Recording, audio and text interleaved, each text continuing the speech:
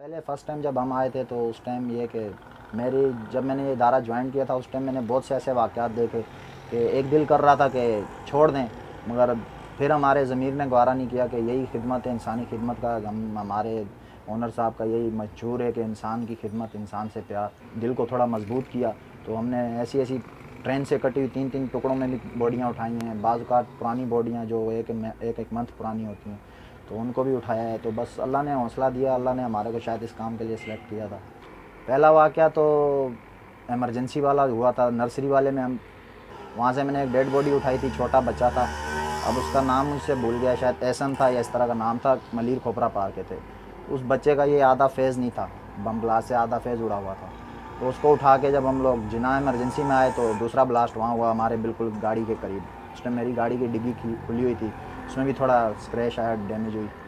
باقی روڈ پہ آپ کو پتہ ہے کراچی شہر میں ٹریفک کے حالات، اس میں بھی اللہ کا شکر ہے ہمارے کو لوگ راستہ دیتے ہیں. چیپ ایمبولینس کو دیکھتے ہی لوگ جو ہے نا وہ سائڈ پہ ہو جاتے ہیں. میری بڑی کوشش شوق تھا کہ میں آرمی جوائن کروں، مگر اس میں نہیں جا سکا. تو میں تو اپنے لیے اسی کو اپنی آرمی سمجھتا ہوں، اسی میں اپنا جہاد کر رہا ہوں. بس اللہ تعالیٰ ہمارے کو اور ہمت دے. بچپن میں یعنی کہ ہم لوگوں نے تعلیم حاصل کی، بڑے جد و جہد سے. مالی حالات بھی ٹھیک نہیں تھے، اس کے باوجود ہمارے والدین نے ہمارے کو پڑھایا لکھایا. تو ہر والدین کی یہی سوچ ہوتی ہے کہ میرا بچہ کسی اچھے شعبے میں جائے، کسی اچھے ادارے میں جائے. تو ان کے تو یعنی کہ اس پہ معیار پہ ہم لوگ پورا نہیں اتر سکے. تو میں اس فیلڈ میں ڈرائیوری میں آیا، ڈرائیوری لائن میں. تو میں نے مثلاً کہ آل پاکستان ٹرالے بھی چلائے ہیں، ایسی کوچیں بھی چلائی ہیں. ہیوی ڈرائیور ہوں میں، ہیوی لائسنس ہے میرا. ایک دن میں نے اخبار میں دیکھا بطور اشتہار کے چیپا ایمبولینس کو ڈرائیوروں کی ضرورت ہے. تو میں نے آ کے یہاں سول سینٹر پہ ہی میں نے اپلائی کیا. باقی نوکریوں سے میرے گھر والے خوش نہیں تھے، مگر اس نوکری سے کم میرے گھر والے خوش ہیں. حالانکہ وہ اس چیز کو جانتے ہیں کہ بعض اوقات ایسی جگہ جہاں پولیس یا آرمی بھی نہیں گھستی، ہم وہاں اس ایریے میں گھستے ہیں، آسرا نہیں کرتے. مریض پڑا ہوتا ہے پیشنٹ، اس کی زندگی ہوتی ہے کہ ہم اس طریقے سے رف گاڑی چلاتے ہیں کراچی شہر میں کہ بعض اوقات ہم خود یعنی کہ دماغ ہمارا کام چھوڑ جاتا ہے کہ اس جگہ سے ہم کیسے بچیں.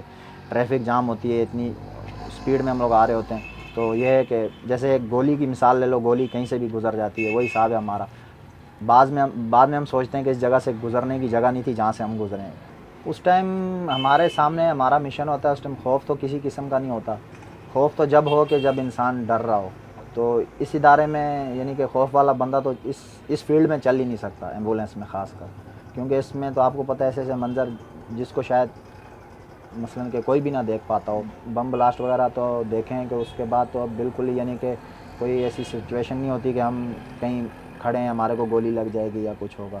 مگر ایک واقعہ ہم لوگ ایک اسٹیل مل کے قریب ایک واقعہ ہوا تھا. رات کو 1:30 بجے کا ٹائم تھا. اس ٹائم میں لانڈی سینٹر پہ تھا. لانڈی سینٹر پہ بطور انچارج تھا میں. تو مرکز کی کال آئی کہ جی آپ وہاں پہنچیں، گن شاٹ کی اطلاع ہے، زخمی ہیں. تو ہم لوگ گئے، وہاں جا کے دیکھا تو وہ ان کا کوئی زمینی تنازع تھا یا کوئی گھریلو مسئلہ تھا. اس میں وہ گن شاٹ تھا، وہ بابے کو انہوں نے کلاشن کا برسٹ مارا تھا یہاں سے. تو ان کا مغز جو ہے اڑ کے پنکھے کے ساتھ لگا ہوا تھا، یعنی کہ ان کا اوپر والا حصہ بالکل نہیں تھا دماغ کا. تو ان کو ہم نے اٹھایا. تو یعنی کہ وہ آج تک میری آنکھوں کے آگے آتا ہے کہ بالکل ہم نے اس کو الگ شاپر میں پیک کیا مغز کو، پھر ہم اس کو جناح لے کے آئے. تو ہم لوگ تو اس ٹائم ہمارا دل خون کے آنسو رو رہا ہوتا ہے، مگر ہم لوگ ظاہر نہیں کر سکتے کیونکہ ہم نے یہ کام کرنا ہے.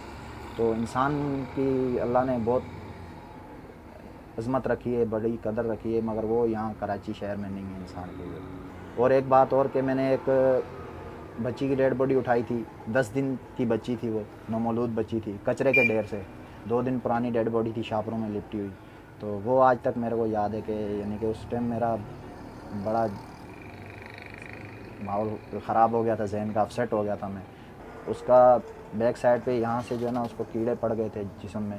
2-3 دن وہ شاپروں میں پڑی رہی. تو پھر اس کو ہم لوگ اٹھا کے لائے وہاں. اس کا یہ حال تھا کہ اینڈ میں یہ ہوا کہ اس کا یہاں سول میں لائے، ایم ایل او تک نہیں ہوا کہ اس کی کمرے میں اسمیل اتنی آ رہی تھی کہ وہ ایم ایل او صاحب جو ہے وہ اندر کمرے میں نہیں جا سکے. تو پھر ہم نے اس کو اپنے مرکز میں ہمارے پاس سسٹم میں ہم نے اس کو غسل کفن کیا، پھر لے کے اس کو تدفین کی. تو یہ ہے کہ اس دن وہ دن پورا میرا بڑا اپسیٹ گزرا. تو بس پھر اس کو دیکھ کے مجھے اپنا بچہ آنکھوں کے آگے آ رہا تھا کہ بہت چھوٹی تھی وہ. دل تو بہت کچھ کرتا ہے، مگر کیونکہ آج کل تو کراچی شہر میں، کراچی میں کیا پورے پاکستان میں انسانی خون جو ہے وہ بہت سستا ہو گیا ہے. یہاں اتنا شاید جانوروں کا خون نہ بہتا ہو جتنا کراچی شہر میں اس ٹائم عوام کا یا غریب لوگوں کا بہہ ہے. تو مگر اس ٹائم ہمارے پاس کوئی ایسا سلسلہ نہیں ہوتا کہ ہم کسی کو کہیں.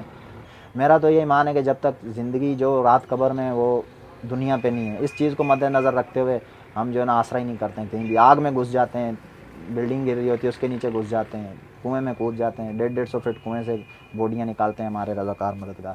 تو یہ ہے کہ اللہ تعالیٰ ہمت دیتا ہے. تو باقی ہم تو ہر ٹائم یعنی کہ بعض کا تو ایسا ہوتا ہے کہ ہم لوگ کھانا کھا رہے ہوتے ہیں اور ایمرجنسی آ جاتی ہے, سب کچھ وہیں رہ جاتا ہے. تو ہم لوگ تو کب تک کریں گے, آخر کبھی نہ کبھی تو یہ حالات, ہم بھی اسی آس میں کہ کبھی نہ کبھی تو یہ حالات سیٹ ہوں گے. لوگ بالکل اپسیٹ ہیں, لوگوں کے کاروبار بند ہوئے ہیں, اسکول, لوگوں کے بچے تعلیم سے محروم ہیں. تو بس اب اللہ ہی حافظ ہے اس کراچی کا.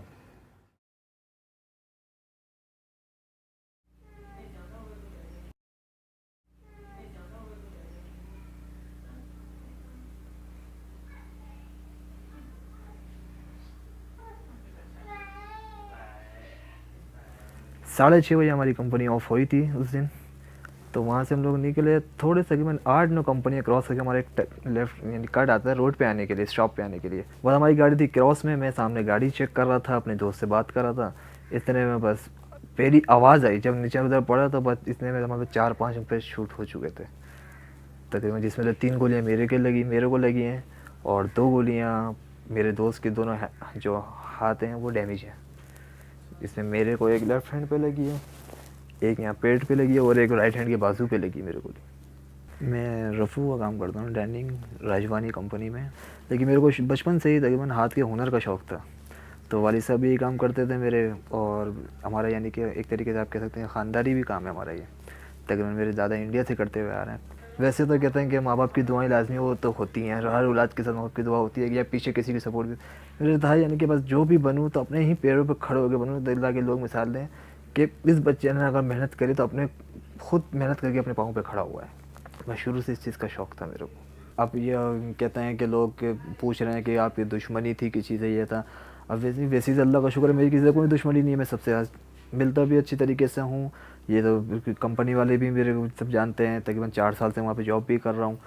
اب کسی کے دل میں کوئی بات ہو تو میں کہہ نہیں سکتا, کیا پتہ کسی نے ٹارگیٹ کلنگ میں اپنی دشمنی بھی نکال لی ہے, وہ بھی مجھے نہیں پتہ, یا کیا پتہ میں خاص طور پر ٹارگیٹ کلنگ کا ہی نشانہ بناؤں. اب یا میرے پہ ہی یہ میرے شاید نصیب میں ہی لکھا ہوا تھا. کہتے ہیں کہ دکھ بیماری بھی اسی پہ آتی ہے جس کا اللہ امتحان لینا چاہتا ہے. کیا پتہ اللہ پاک نے مجھے اس قابل سمجھا اپنے امتحان کے قابل. جیسے کہ میں تو اس ٹائم گر گیا, میرا دوست اپنی جان بچانے کے لیے آگے بھاگ گیا. تو اللہ پاک نے تھوڑی بہت اتنی ہمت دی کہ میں اس ٹائم تھوڑا اٹھا, تو اپنے ہوش میں تھا. تو 2 بندے وہاں پہ میرے کو آئے بھی تھے, انہوں نے پوچھا بھائی جان آپ کے ساتھ کیا ہوا. تو میں نے بولا بھائی جان میرے سے ایسا مسئلہ ہوا, میرے کو یہاں پہ شوٹ ہوا ہے, آگے میری کمپنی سے مجھے وہاں تک چھوڑ دیں. تو ایک بندے نے ہمت کر کے مجھے اٹھانے کی کوشش کی, لیکن دوسرا جو اس کے ساتھ جو پارٹنر تھا وہ ڈر گیا کہ پتہ نہیں کیسے کیا ہوا ہے, ہم کچھ میرے کو الٹا چھوڑ کے بھاگ گیا. تو اس ٹائم میری بلیڈنگ بہت زیادہ ہوئی تھی, میں گھبرا کر جب میں نے بلیڈنگ وغیرہ دی تو میں تھوڑا گر گیا. وہ اس ٹائم قدرتی طور پہ بس کلمہ جاری ہو گیا زبان سے.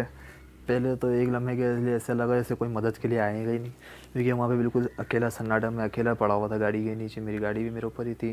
لیکن جب پھر میں نے دوست کو فون کیا تو اس کو آنے میں تقریباً 5 سے 10 منٹ لگ چکے تھے, جب تک میں روڈ پہ ہی پڑا ہوا تھا کہ پتہ نہیں اب میں بچ پاؤں گا یا نہیں بچ پاؤں گا. پھر دوسرا گھر والوں کے بھی خیال تھا ذہن میں, ماں باپ کا بھی تھا, وائف کا بھی تھا, لیکن سب سے زیادہ جو مجھے جو فکر ہو رہی تھی, ٹینشن, وہ مجھے میرے بیٹے کی تھی.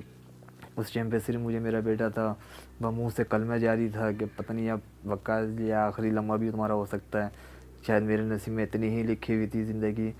تو بیٹے کا زیادہ تھا, کیونکہ میں نے بیٹے کے بارے میں بہت کچھ سوچا ہوا تھا کہ اپنے کہ اس کو لائف میں اس کو ایک کچھ بنانا ہے. جیسے میرا ذہن ہے کہ اس کو حافظ عالم تو لازمی بنانا ہے, یہ میری نیت بھی ہے بھائی کہ اللہ میرے کو کامیاب کرنے. کیا پتہ میرے کو اس کے ہی نصیب سے دوبارہ زندگی ملی ہو. میرا کام جو ہے وہ چھوٹے والے بھائی نے میرا سنبھالا ہوا ہے, اس کا اپنا بھی کام کا لوڈ ہے, پھر اس کی پڑھائی کا بھی ناغہ ہو رہا ہے. میں چاہ رہا ہوں کہ جلد سے جلد میں صحیح ہوں, تاکہ میں اپنی ذمہ داری کو, کیونکہ میں اس ٹائم گھر میں بڑا میں ہی ہوں, تو ساری ذمہ داری میرے پر بھی ہیں. میں چاہ رہا ہوں کہ بس جلد سے جلد میں صحت یاب ہوں, تاکہ میں اپنے کام پہ دوبارہ اسٹارٹنگ دوں, تاکہ سب کو دوبارہ سے جس طرح سے ابھی جو گھر کا نظام تھوڑا آگے پیچھے ہو چکا, سب کو اللہ پاک کے شکر سے سب کچھ سیٹنگ میں آ جائے دوبارہ. تو ہم لوگ اپنی لائف کو کوئی معنی نہیں دیتے ہیں, حالانکہ زندگی دیکھیں تو بہت انمول ہے آپ کے لیے بھی, آپ کے خاص طور پہ آپ کے گھر والوں کے لیے, جن کا جو آپ کی زندگی میں جڑے ہوئے ہیں شخص ہیں, ان کے لیے تو بہت آپ کی زندگی معنی رکھتی ہے. اپنے لیے کم سے کم ان کے لیے تو لازمی سوچیں اپنے بارے میں, کیونکہ अगर आप अकेले हैं, क्योंकि परेशान सिर्फ वही हैं। अभी इस टाइम मैं इस हालत में हूँ तो मैं देख रहा हूँ, मैं तो हूँ, लेकिन मुझसे ज़्यादा मेरे घर वाले परेशान हैं। तो ज़ाहिर सी बात है, मेरी नहीं तो उनके लिए ही मैं यही कह सकता हूँ इसके बारे में। यानी कि ज़िंदगी फजूल नहीं है, किसी उल्टी सीधी चीज़ों में नहीं जाया करें, इसको समझें। इसको महाजरी की और पढ़ाने की जो आपने लड़ाई करी है, कौन आप? हम नहीं तो मुसलमान ही ना, आपस में लड़ने में क्या फ़ायदा है? मिले बांट के रहो, क्योंकि पिस्ता सिर्फ बेकसूर है, कसूरवार सब चले जाते हैं। मेरा क्या कसूर था? मैं तो अपनी कंपनी से जॉब करके कमा के निकला था अपने घर वालों के लिए। मैंने ना किसी का कुछ बिगाड़ा है ना कुछ। अगर दिल में दुश्मनी रखी हुई तो भाई साहब आके कर लो, मैं उनसे माजरत कर लूँगा, लेकिन इस तरह बेकसूर को निशाना नहीं बनाओ। क्योंकि जितनी करीब से मैंने अपनी मौत को इस टाइम देखा है ना, तो बस मैं तो उस मालिक का शुक्र अदा करता हूँ, वही ज़िंदगी देने वाला है। वरना मैंने तो हिम्मत तोड़ चुका था, एक टाइम पे तो मैं अपनी हिम्मत तोड़ चुका था। इस तरह का जितने बेकसूर मरेंगे तो उनसे पूछें उनके माँ बाप पे, वालिदैन पे, बहन भाइयों पे क्या गुजरती होगी। बहुत बुरी क़यामत का मंजर होता है। तो भाई साहब सबसे गुजारिश है कि मिल बांट के रहो, छोड़ो लड़ाई झगड़े, आप भी कमाओ वो भी कमाए। बस यही पैगाम दे सकता हूँ मैं, और इसके अलावा क्या।